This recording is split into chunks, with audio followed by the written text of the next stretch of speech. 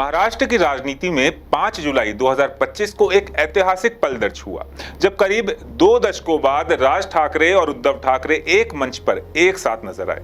दोनों नेताओं ने मराठी विजय दिवस रैली के माध्यम से मराठी अस्मिता, हिंदी थोपने के खिलाफ विरोध और मुंबई की जमीन पर अडानी के कब्जे जैसे मुद्दों पर खुलकर केंद्र और राज्य सरकार पर निशाना साधा। राज ठाकरे ने देवेंद्र फडणवीस को तंज कसते हुए कहा कि जो काम बाला साहब ठाकरे नहीं कर पाए वो फडणवीस ने कर दिखाया, हमें एक कर दिया। उद्धव ठाकरे ने कहा कि हमें हिंदू और हिंदुस्तान मंजूर है लेकिन हिंदी मंजूर नहीं है। उन्होंने ये भी कहा कि मुंबई हमारी है और कोई इसे महाराष्ट्र से अलग नहीं कर सकता। आपको बता दें कि हाल ही में मीरा भाईंदर में मराठी ना बोलने पर एक दुकानदार की पिटाई के बाद माहौल गर्मा गया है।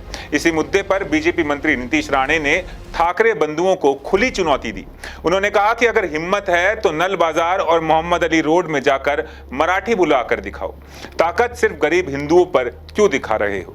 राणे ने ठाकरे बंधुओं पर जिहादी मानसिकता को बढ़ावा देने का भी आरोप लगाया और कहा कि हिंदी भाषियों पर हो रहे जो हमले हैं वो अब बर्दाश्त नहीं किए जाएंगे।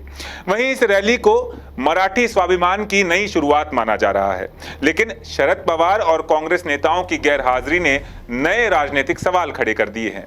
क्या ये ठाकरे बंधुओं का सिर्फ प्रतीकात्मक मंच है या आगे चलकर ये बीएमसी चुनाव और राज्य की राजनीति को नई दिशा देगा? क्या नीतीश राणा की चुनौती ठाकरे बंधुओं की एकता की असली अग्नि परीक्षा बनेगी?